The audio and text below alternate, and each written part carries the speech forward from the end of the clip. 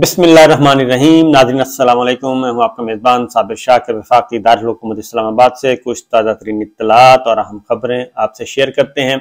लाहौर से सबसे बड़ी खबर है। आपको मालूम है कि लाहौर हाई कोर्ट ने एक ऑर्डर पास किया और वो है कि वज़ीर आला पंजाब चौधरी परवेज़ इलाही साहब को बहाल कर दिया, उनकी काबीना को बहाल कर दिया। उससे पहले हेयरिंग हुई।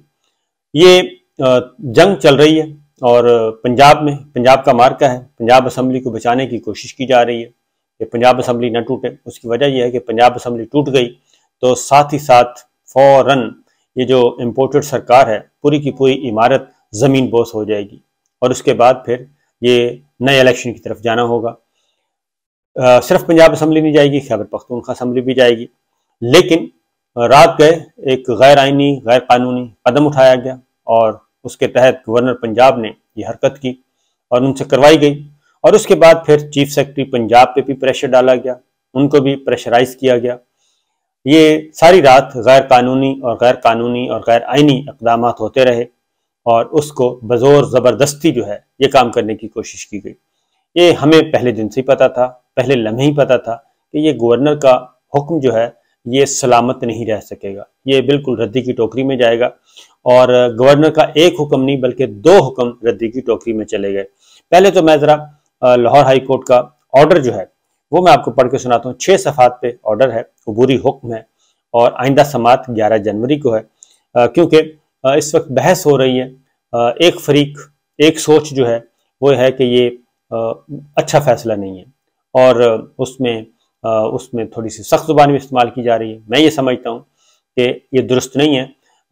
इस पर तनकीद करें, आप अपनी राय का इज़हार कर सकते हैं, लेकिन इस तरह से वो क्या कहना चाहिए कि प्रोपेगेंडा नहीं करना चाहिए।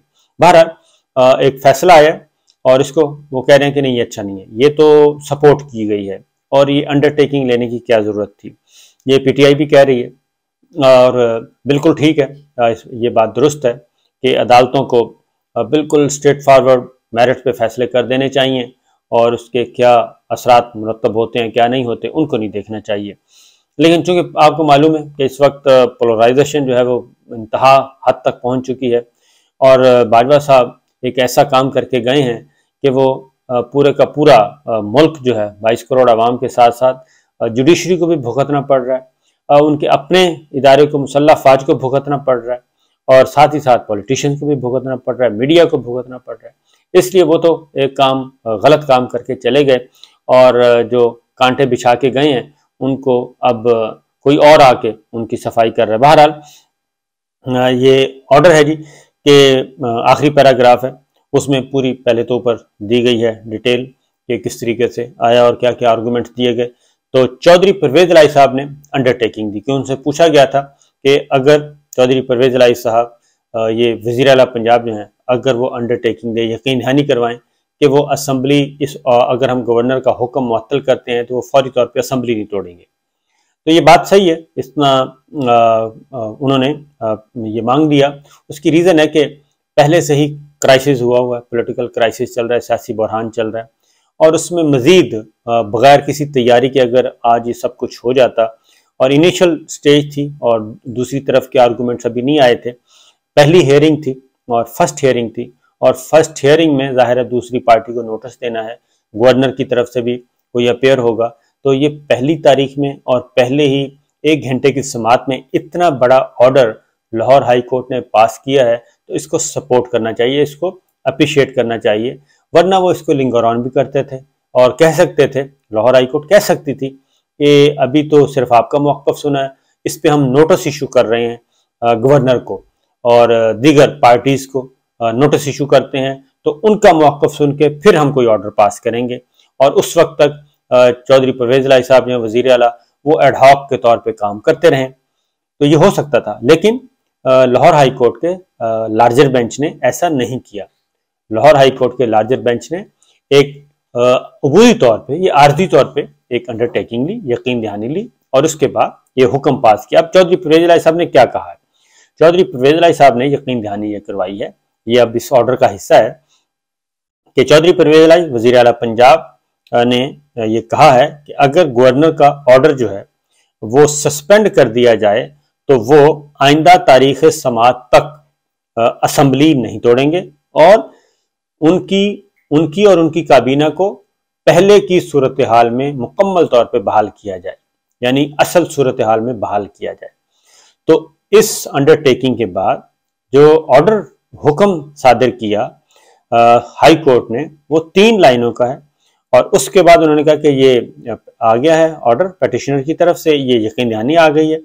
और उन्होंने कहा कि 19/12/2022 जो गवर्नर का ऑर्डर है, 19/12/2022 गौर से सुनिएगा, और 22/12/2022 यानी 19 तारीख का भी और 22 तारीख को भी जो गवर्नर ने ऑर्डर पास किया था, वो दोनों ही सस्पेंड करते हैं।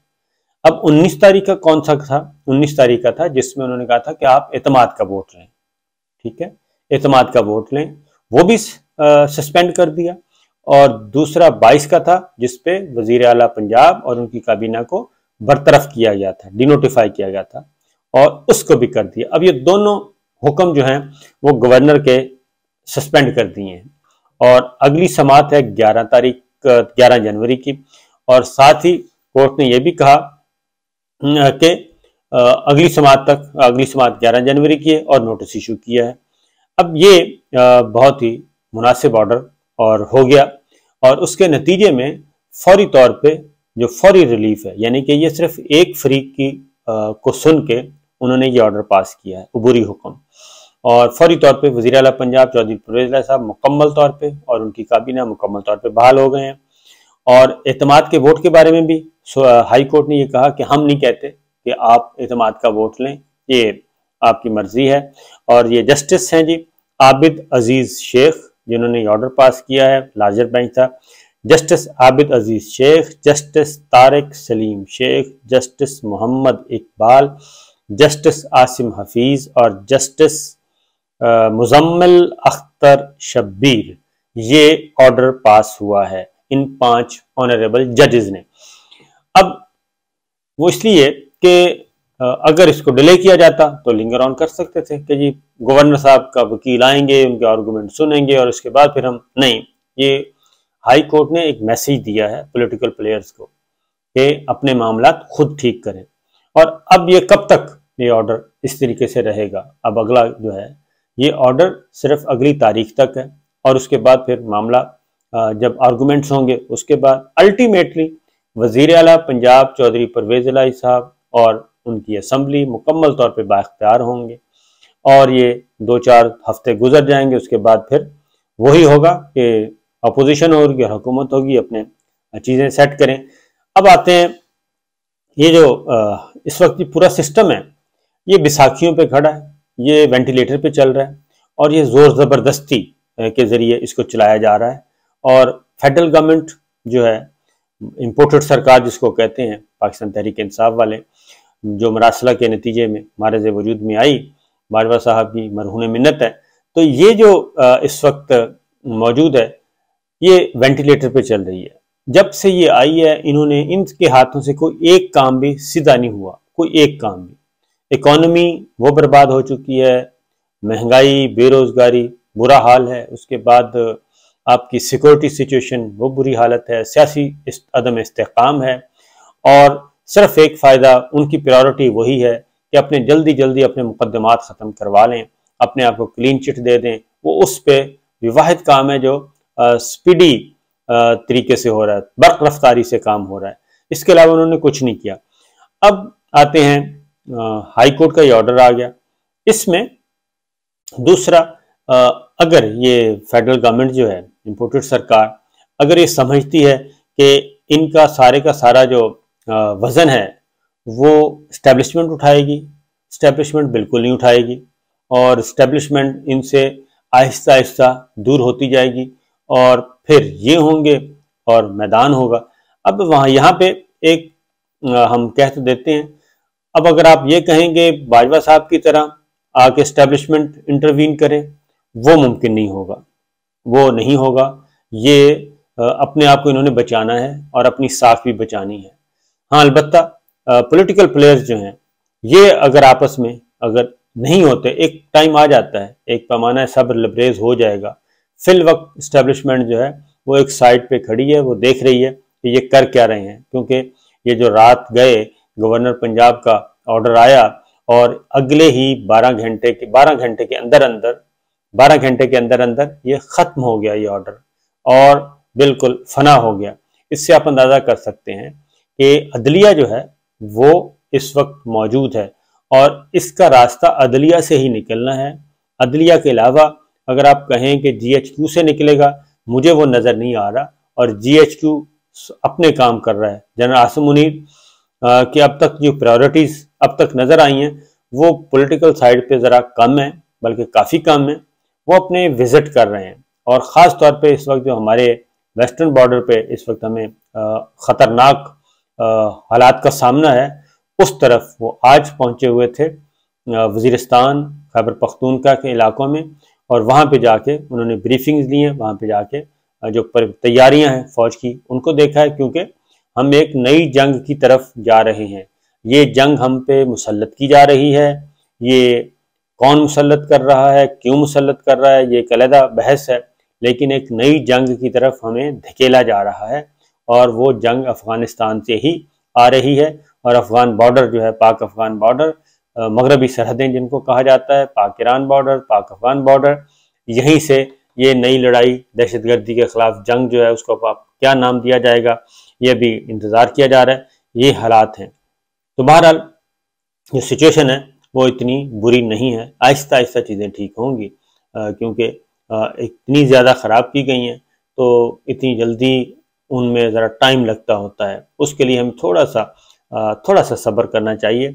और ये लाहौर हाई कोर्ट का ऑर्डर जो है, ये मैं समझता हूँ कि एक तरह का सेफ्टी वॉल्व है और अब काफ़ी टाइम मिल जाएगा, इस दौरान टाइम मिल जाएगा। उसकी रीज़न है कि इलेक्शन की तरफ अगर जाना है, तो अगर इलेक्शन की तरफ इंतहाई कशीदा माहौल में जाया गया, अगर इलेक्शन की तरफ इंतहाई कशीदा माहौल में जाया गया और ये पोलराइजेशन बरकरार रही, पॉलिटिकल प्लेयर्स आपस में मिल बैठने के लिए तैयार ना हुए, तो फिर अगले इलेक्शन भी जो हैं वो भी मुतनाज़ी होंगे और उनके नताइज भी कोई नहीं तस्लीम करेगा। और इसीलिए ये कोशिश की जा रही है कि मिल बैठ के आपस में कोई मामला तय कर लिए जाएं और मुतफ़िक़ा तौर पे एक इंतखाबात की तारीख पे पहुंचा जाए। अब एक और मसला है, और जो पाकिस्तान तहरीक इंसाफ से एक बहुत बड़ी गलती हुई है, वो मैं इंशाल्लाह अगली वीडियो में आपको बताऊंगा कि अगर वो गलती पाकिस्तान तहरीक इंसाफ से ना की होती तो चीज़ें कुछ और रंग इख्तियार कर सकती थी। और इसलिए क्योंकि इस्टेब्लिशमेंट पे भी बहुत ज़्यादा इस वक्त प्रेशर है, और वो राइट की तरफ देखते हैं तब भी, लेफ्ट की तरफ देखते हैं तब भी, आगे जाते हैं तब भी, पीछे मुड़ते हैं तब भी। बाजवा साहब एंड कंपनी ने इस्टेब्लिशमेंट को, मिलिट्री लीडरशिप को इस वो गहरी खाई के सामने ला के खड़ा कर दिया है। तो वहाँ से बच बचा के निकलना कैसे है, ये काफ़ी मुश्किल काम है और टेक्निक्स वाला काम है। उसके लिए हमें इंतज़ार करना चाहिए। इजाज़त दीजिए, अल्लाह हाफिज़।